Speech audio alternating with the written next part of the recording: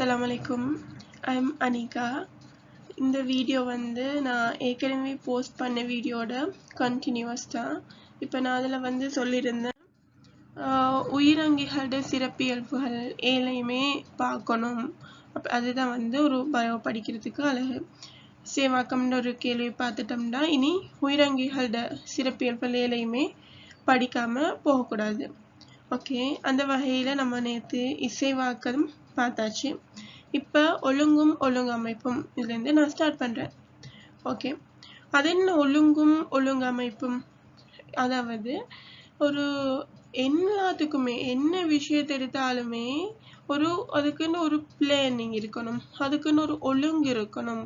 Organisation சொல்றது ஒழுங்கும் ஒழுங்கமைப்பும் எல்லாமே எல்லாத்துக்கும் எல்லா விஷயத்துக்குமே இருக்கணும். அந்த வகையில தான் வந்து உயிரங்கிகள் என்று சொல்றது உயிர் வாழ்றதுக்கு அணுவா ஒழுங்கமைக்கப்பட்டிக்குது. அந்த விதத்துல தான் என்னது இங்க வந்து இது காட்டப்பட்டிக்கு ஒரு இது தான் உங்களுக்கு இதுல தரப்பட்டது, நோட்ஸ்ல தரப்பட்ட ஒழுங்கும் ஒழுங்கமைப்பும். இப்போ பாருங்க, இந்த பாயிண்ட்ஸ் வந்து இதுல நோட்ஸ் ஈஸி ஆகிக்கிறதுக்காக கொஸ்டின் மாடல தரப்பட்டிக்கு. இதுல பாருங்க, உயிரங்கிகள் ஒழுங்கமைக்கப்பட்டுள்ள விதத்தினை மூலக்கூற்று மட்டத்திலிருந்து உயிர்கோளம் வரை ஒழுங்கில் தருக.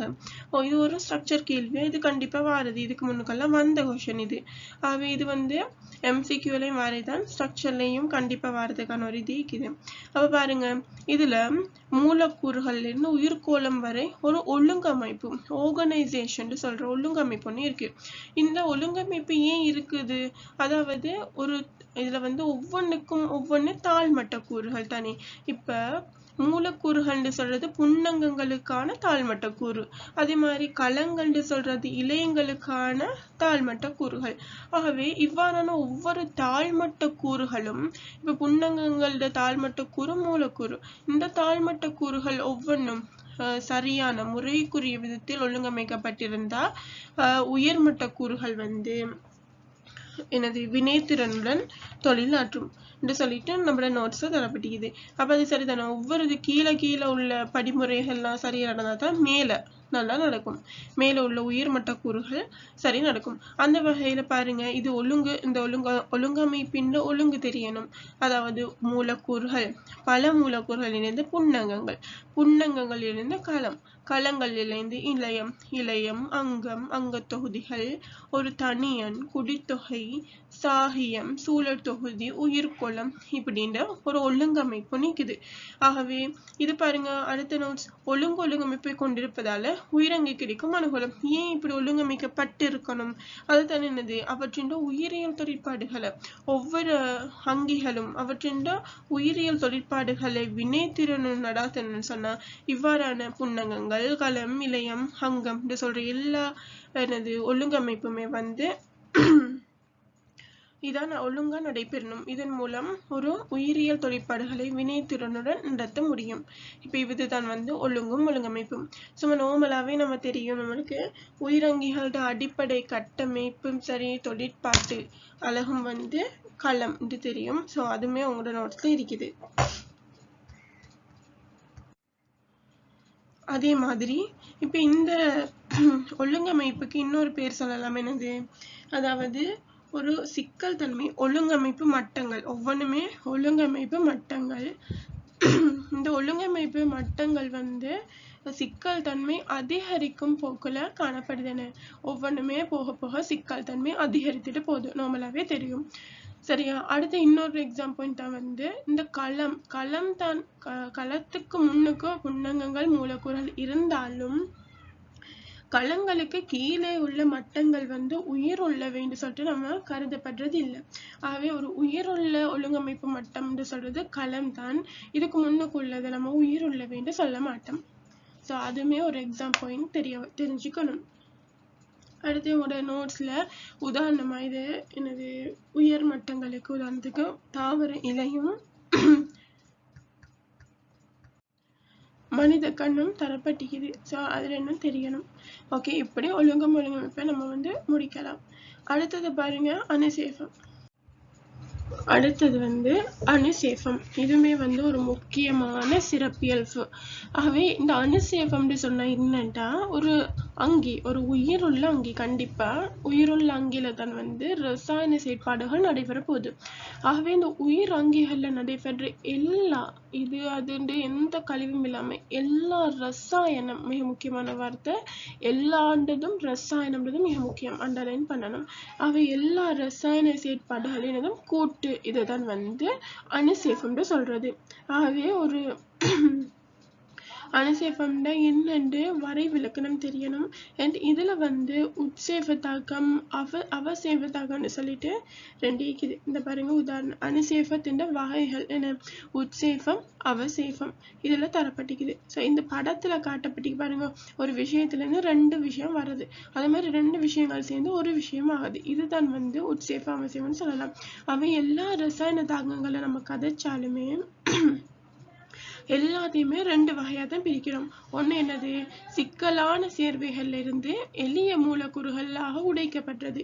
இப்படி சிக்கலான ஒண்ணுல இருந்து எளிய விஷயங்கள் வருது, இல்லாட்டி எளிய விஷயங்கள்ல இருந்து சிக்கலான மூலக்கூறுகள் உருவாக்கப்பட்டது. இப்படி ரெண்டையும் தான் நம்ம சொல்லுவோம். இதுல இப்ப நோட்ஸ் நம்ம வாசிக்கிற பாருங்க, உயிர் வாழ்க்கையை தக்க வைத்துக் கொள்வதற்காக உயிரங்கிகளின் உடலில் பல்வேறு ரசாயன தாக்கங்கள் இடம்பெறும். ஓகே, சரி தானே. ஒரு அங்கி உயிர் வாழணும்னா என்னது, அவற்றின் உடல்ல பல்வேறு ரசாயன தாக்கங்கள் நடைபெற்றுதான் ஆகணும். உயிரங்கிகளில் இடம்பெறும் அனைத்து ரசாயன தாக்கங்களையும் கூட்டம் அணுசேஃபம். இதுதான் வந்து வரைவிலக்கணம். அடுத்து அணுசேஃபத்தினூடாக உயிரங்கிகள் முக்கிய தொழிற்பாடு ஒண்ணு என்னது, சக்தி உருவாக்கப்படுறது. அதாவது இப்படி ஒரு பெரிய சிக்கலான மூலக்கூறுகள் உடைக்கப்படும் போது சக்தி வெளிவிடப்படும், அது ஒண்ணு. இல்லாட்டி உடலின் ஆக்கத்திற்கு தேவையான மூலக்கூறு தொகுக்கப்பட்டு அதே மாதிரி சக்தியையும் இன்னொரு பதார்த்தையும் யூஸ் பண்ணி ஒரு சிக்கலான மூலக்கூறுகளான உடலுக்கு தேவையான பதார்த்தத்தை நாங்க தொகுக்கிறது. இப்படி ரெண்டா சொல்லலாம். உட்சேபம் அவசேபத்துக்கான இதை பாருங்க வரைவிலக்கணம்.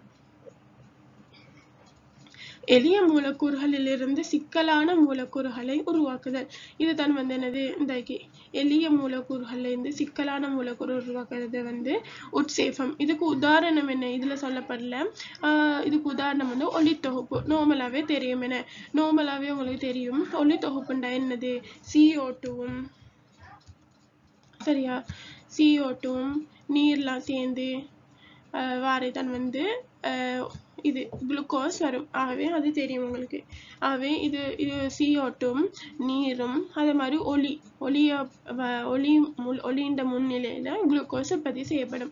ஆகவே இது வந்து என்னது, ஒரு உட்சேபம்.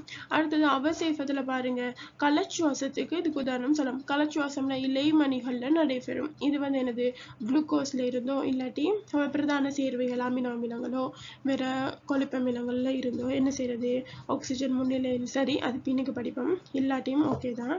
இதுல இருந்து சக்தி உருவாக்கப்படுற CO2 H2O சக்தியாக வெளிவிடப்படுறது. அவை இதை வந்து அவசேபத்தின் கீழே சொல்லலாம்.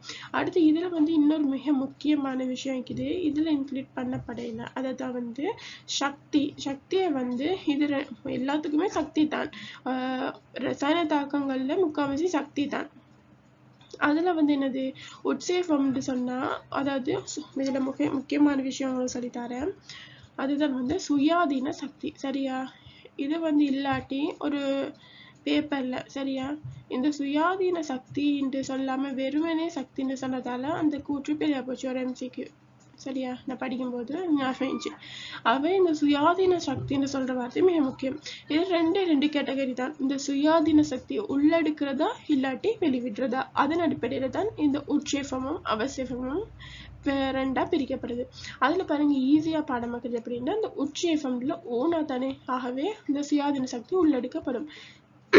அப்ப இதுக்கு நான் உதாரணம் என்ன சொன்னேன், ஒளித்தொகுப்பு. அப்ப ஒளித்தொகுப்பு தானே சொன்னேன். அப்ப இந்த ஒளித்தொகுப்பை பாருங்க, ஒளித்தொகுப்புல CO2 நீர் சக்தி ஒரு ஒளி முன்னிலையில நடைபெறுது. அப்ப ஒளின்னு சொல்றது ஒரு சக்தியின் வடிவம் தானே. ஆகவே சக்தியை உள்ளெடுப்பதன் மூலம் எளிய மூலக்கூறுகள்ல இருந்து சிக்கலான மூலக்கூறான குளுக்கோஸ் வர்றது. இது உதாரணமா இருக்கலாம். அடுத்தது சுயாதீன சக்தி வார்த்தை மிக முக்கியம். சுயாதீன சக்தி, இந்த சுயாதீன சக்தியை வெளிவிடுவதன் மூலம், இது உள்ளெடுக்கிறதுனா இது வெளிவிடுவதன் மூலம் என்ன செய்யறது, சிக்கலான மூலக்கூறுகள்ல இருந்து எளிய மூலக்கூறுகள். அது யார் சிக்கலான மூலக்கூறு, அதுதான் குளுக்கோஸ். அந்த குளுக்கோஸ்ல இருந்து எளிய மூலக்கூறுகள் அது யாரு, CO2 H2O வருது. அதே மாதிரி சக்தி, நம்மளுக்கு உடலுக்கு தேவையான சக்தி உருவாக்கப்படுறது. இதுதான் அவசேஃபம். ஈஸியான ஒன்று தான், முக்கியமாக தெரிய வேண்டியது. விளங்கிக்கொண்டு நம்புகிறேன். ஜஸாக்கல்லாஹ் ஹைர். அடுத்த வீடியோவில் நம்ம மீதியை பார்ப்போம்.